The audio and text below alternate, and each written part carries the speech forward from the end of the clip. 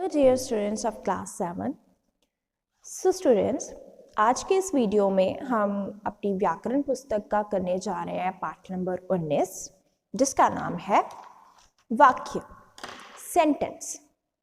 तो ये तो आप सबको पता ही होगा कि सेंटेंस क्या होते हैं, है ना, वाक्य क्या होते हैं। लेकिन आज हम पढ़ेंगे इनके भागों के बारे में कि एक सेंटेंस में किस तरह के वाक्य होते हैं, ठीक है, किस तरह के शब्दों का प्रयोग किया जाता है। तो आइए शुरू करते हैं। आज इसको हम डिटेल से पढ़ेंगे शब्दों को। तो पदों को ऐसे पारस्परिक मेल को, पद यानी कि शब्दों को ही बोला जाता है। पदों के ऐसे पारस्परिक मेल को जिसमें पूर्ण अर्थ का बोध होता है वाक्य कहते हैं। यानी कि जिन शब्दों के मेल से अगर कोई लिखा गया है, कोई चीज लिखी है और उसका पूरा अर्थ बन रहा है, तो वो वाक्य कहलाता है। जैसे किसान हल चला रहा है, इससे हमें पूरा पता चल रहा है कि जो किसान है वो क्या काम कर रहा है, हल चला रहा है। या फिर सुहानी पत्र लिख रही है, ठीक है, तो वो शब्दों के मेल्स को हम वाक्य कहते हैं जिनसे हमें पूर्ण अर्थ का बोध हो।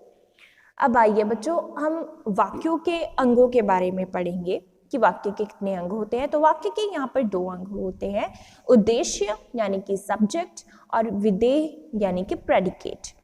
तो जिसके बारे में कुछ कहा जाए वो होता है उद्देश्य, यानी कि जिससे संबंधित बात की जाए, ठीक है। और विधेय प्रेडिकेट क्या होता है कि उद्देश्य के बारे में जो कुछ कहा जाए। अब जिसके बारे में बोला जाए वो होता है सब्जेक्ट, और जिसके बारे में क्या बोला जा रहा है वो होता है विधेय यानी कि प्रेडिकेट। तो जैसे यहाँ पर कुछ एग्जाम्पल है, जैसे यहाँ इन्होंने दिया होता है कि सुहानी पत्र लिख रही है, ठीक है, सुहानी पत्र लिख रही है। अब इसमें सब्जेक्ट क्या है, किसके बारे में बात हो रही है, सुहानी के बारे में, सब्जेक्ट है सुहानी। और इसमें प्रेडिकेट क्या है, विधेय क्या है, सुहानी क्या कर रही है या उसके बारे में क्या लिखा गया है कि वो पत्र लिख रही है। क्या कर रही है, पत्र लिख रही है। तो उसी तरह से उद्देश्य है सुहानी और इसका विधेय है पत्र लिख रही है। उसी तरह से किसान उद्देश्य है और क्या काम कर रहा है उसके बारे में क्या बताया गया है, हल चला रहा है। बूढ़ी सयानी नानी ने सभी बच्चों में मिठाई बांटी। अब सयानी नानी बूढ़ी वो उद्देश्य है और उसने क्या काम किया, वो उसका विधेय। तो बच्चों इस प्रकार आपको स्पष्ट हो ही गया होगा कि उद्देश्य और विधेय क्या होते हैं। अब उद्देश्य खंड में कर्ता और उसकी विशेषताएं बताने वाला अंश होता है तथा विधेय खंड में क्रिया तथा कर्म आदि अंश आते हैं। अब हम आके इनके भेद देखेंगे। तो अर्थ की दृष्टि से वाक्य के 8 भेद होते हैं। सबसे पहला विधानवाचक। तो इनमें क्रिया का सामान्य कथन होता है, रमन टहल रहा है, कुत्ता भौंक रहा है। तो विधानवाचक क्या होते हैं, जिसमें सिंपल सेंटेंस हो, सिंपली लिखा गया हो कि कौन सी क्रिया हो रही है, ठीक है। रमन टहल रहा है, इसके अलावा और कोई काम नहीं कर रहा, वो सिंपल है ये सेंटेंस, ठीक है। उसके अलावा है निषेधवाचक यानी कि जिसमें बात के ना होने का बोध हो, नेगेटिव सेंटेंस। विधानवाचक अफर्मेटिव जो सिंपल सेंटेंस होते हैं, निषेधवाचक नेगेटिव सेंटेंस जिसमें नो, नॉट, नहीं शब्द का प्रयोग किया जाए। रमन टहल नहीं रहा है, तो ये क्या हो गया, नेगेटिव हो गया, निषेधवाचक। उसके बाद है आज्ञावाचक, जिसमें हम कोई ऑर्डर दे, तो इससे किसी प्रकार की आज्ञा का बोध होता है। श्याम तुम कमरे से बाहर चले जाओ, अब इसमें हमें सिंपली पता लग रहा है कि उसको ऑर्डर दिया गया है कि तुम बाहर जाओ। उसके बाद है इंटरोगेटिव, प्रश्नवाचक, इसमें प्रश्न पूछा जाता है। गुणीराम कहाँ है, तुमने खाना खा लिया, तुम्हारा खाना कौन बनाएगा, ठीक है। तो ये होते हैं इंटरोगेटिव सेंटेंस। उसी तरह से नेक्स्ट है विस्मयवाचक। अब विस्मयवाचक शब्द, विस्मय आदि बोधक शब्दों के बारे में पढ़ा है ना हमने, क्या होते हैं, जिसमें शोक, आश्चर्य, घृणा, हर्ष, खुशी आदि का भाव प्रकट हो, जिससे हमें पता चले कि वो गुस्सा है, खुश है ना, दुखी है, तो वो होते हैं विस्मयवाचक। तो इसमें कैसे, आहा कैसा सुंदर दृश्य है, ओहो बेचारा कुत्ता मर गया, तो जहां पर इन शब्दों का प्रयोग हो वो होते हैं विस्मयवाचक शब्द, ठीक है, वाक्य, एक्सक्लेमेशन सेंटेंस। उसके बाद है संदेहवाचक। इन वाक्यों में संदेह का पता चलता है कि इनमें डाउट होता है ना, कि कोई चीज हुई भी है या नहीं हुई।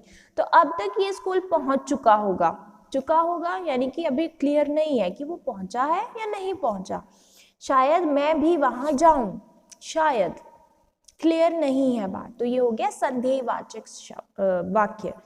इच्छावाचक वाक्य में बच्चों, इसमें हमें इच्छा, आशा या शुभकामनाएं प्रकट होती हैं, ठीक है। जब हम किसी को बधाई देते हैं, कॉन्ग्रेचुलेट करते हैं, या फिर किसी के लिए खुश होते हैं, या किसी के लिए प्रेयर करते हैं, विश करते हैं, तो वो होते हैं इच्छावाचक शब्द। तो जैसे ईश्वर तुम्हें सुखी रखे, अब यहाँ पर हम अपनी शुभकामनाएं दे रहे हैं। आज तो कोई रसगुल्ला खिला दे, इसमें हम अपनी इच्छा जाहिर कर रहे हैं, ठीक है। आगे है संकेतवाचक। संकेतवाचक यानी कि जिसमें एक क्रिया का होना दूसरे पर निर्भर करता हो, ठीक है।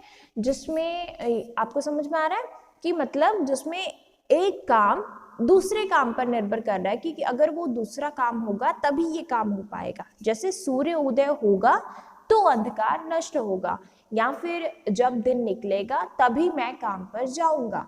अब यहाँ पर दो क्रिया हो गई, एक तो दिन निकलना, सूर्य उदय होना, वो क्रिया है, और जब तक वो क्रिया नहीं होगी हम अपनी दूसरी वाली क्रिया नहीं कर सकते, हम अपना काम नहीं कर सकते, अंधकार दूर नहीं हो सकता। समझ में आ गया आपको? तो इसके 8 भेद हैं। विधानवाचक सिंपल सेंटेंस, निषेधवाचक नेगेटिव, आज्ञावाचक जिसमें हम ऑर्डर देते हैं, आज्ञा देते हैं, प्रश्नवाचक जिसमें हम प्रश्न पूछते हैं, विस्मयवाचक जिसमें हम अपनी खुशी, दुख, गम, घृणा आदि जाहिर करते हैं, संदेहवाचक में जब हमें कोई चीज निश्चित पता नहीं होती, उसके बाद इच्छावाचक जिसमें हम कोई इच्छा जाहिर करते हैं अपनी, संकेतवाचक जिसमें हम किसी एक क्रिया का दूसरी क्रिया के साथ संबंध स्थापित करके संकेत बताती हैं, ठीक है। तो स्टूडेंट्स, ये थी हमारे आज की वीडियो जिसमें हमने पढ़ा वाक्य और वाक्य के अंगों के बारे में। इसी तरह से आगे हमें अभ्यास कार्य दिया गया है। सबसे पहले खुद अभ्यास कार्य को करने की कोशिश कीजिएगा। अगर आपसे ना हो पाए तो आप रिटर्न असाइनमेंट की हेल्प ले सकते हैं। Okay students, thank you and have a nice day.